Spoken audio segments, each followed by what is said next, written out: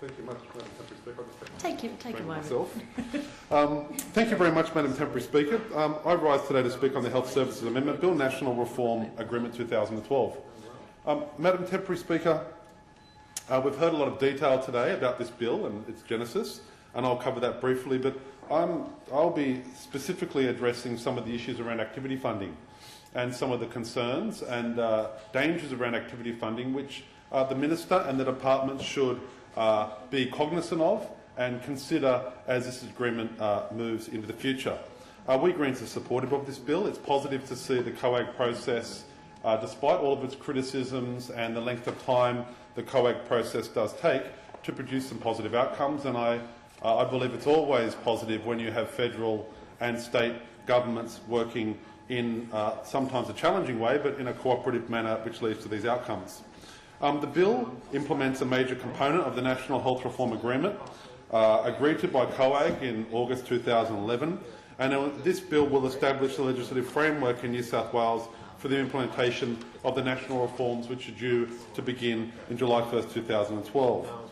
There's three key issues, Madam Temporary Speaker. First of all, devolved local governance and management, which is through the creation of local hospital networks. And these networks have primary responsibility for managing the provision of hospital services in their local populations. And as we know, this was already established in New South Wales under the Health Services Amendment, Local Health and District Boards Act 2011. The second point is the creation of a national health funding pool. This is both the states and Commonwealth contributions to hospital funding, which will be paid to local hospital networks through a national health funding pool, with an administrator overseeing the funding of the public hospital system. And we've heard some detail about this proposal, so I won't go into the specifics of that, but it's a sensible way to manage that process. And finally, the nationally coordinated activity-based funding. And this is instead of states receiving the block grants, they'll be funded for each activity they undertake under a set funding equation, and this will be determined by an independent hospital pricing authority. And it's that issue in particular about activity funding that I'd like to address. But before I do, I wanted to acknowledge the work of those people in the department, the Minister's office. We've had a lot of to and fro today about, well, Labor was better at this, no, the Coalition was better. I don't propose to be involved in that. The experience in my local community with Balmain Hospital, which is the major healthcare facility in the electorate of Balmain, which was closed under the former government, the 24-hour casualty service, which was closed by the former government and has also been supported by this government in terms of the closure of that service. So neither party, when it comes to the provision of healthcare in the electorate of Balmain, covers themselves in glory. I understand the reasons why the government's proposed that. I understand the reasons why the opposition's proposed that. The former government proposed that. But as you can imagine, as a local MP, it's my job to fight for the facilities and services of residents in my community. And for a range of reasons which I've explored through motions in the House, I believe that it's not the right decision. Can I also say that I want to encourage the Minister to come and visit Balmain Hospital? The Minister talks about all the hospitals she's visited, and I welcome that. And I want to encourage the Minister to come along to Balmain Hospital. I'd be delighted to come along with her. I recently toured the hospital a few months ago. Again, a fantastic facility.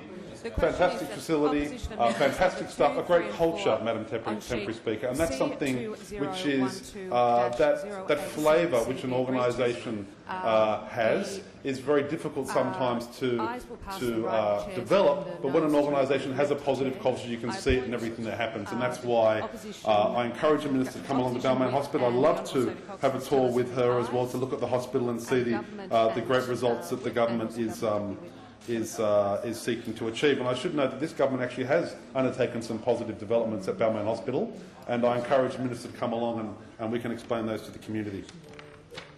As I mentioned, Madam Temporary Speaker, the Commonwealth, State and Territory governments finalised the Health Reform Agreement, and that sets a range of different criteria. And in short, the Commonwealth has lead responsibility for GP and primary health, and states are the managers of the public hospital system. Under the National Health Reform, the Commonwealth is guaranteed that it will provide at least $16.4 billion in additional efficient growth funding over the period 2014-15, 2019-20. And these are positive steps which we Greens support.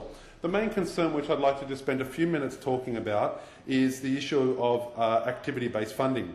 Now, activity-based funding is a model of funding which relies on resource funding equation to determine how funds are allocated between different service providers.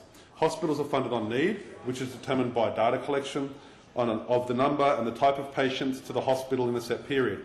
This is meant to increase equity in health funding. Under an activity-based funding system, patients are divided into categories of diagnosis according to their illnesses or needs. The relevant body, either state, federal or independent body, calculates what the appropriate treatment, time and cost for that diagnosis, and we know there's a process for that in the agreement. And that then becomes the average benchmark which hospitals under the activity-based strategy should strive for. If they undertake patient care which costs less than the benchmark, then they're able to retain that surplus. If they exceed this limit, then the provider will have to cover the difference. It's meant to encourage practitioners to undertake the most cost-effective way, and we can see that the logic behind that. And I could talk about the carbon pricing mechanism, which also provides a market logic, but I won't do that at this time.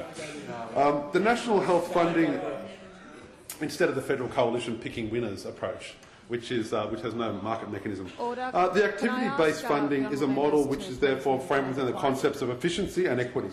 The National Health Reform Agreement exempts some hospitals from having to comply with activity-based funding by providing block grants for teaching and for research. Now, just a few concerns before I conclude, Madam Temporary Speaker, which the Minister and the Department needs to be vigilant of, and I'm sure that they will take this approach. Once a hospital has determined which diagnosis-related patient will fall in, which diagnosis-related group a patient will fall into, activity-based funding calculates an average or predicted length of stay under hospital care. Length of stay is essentially capped, and if the hospital does not discharge the patient according to the prediction of the DRG, then it will not meet their outcome targets. This may result in decreased funding in subsequent years. Length of stay outcome measures have been criticised, and there has been a lot of discussion around this, for not indicating a true value of the service provided. So length of stay not indicating true value of the service provided.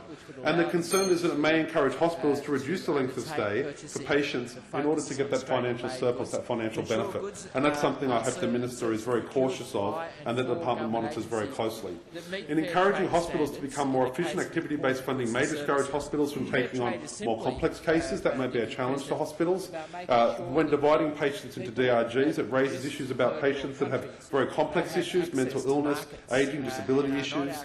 And as the activity-based funding is focused on the throughput of patients in measuring whether hospitals are meeting their outcome targets, hospitals may be discouraged from taking on these patients that may need that extra length of stay.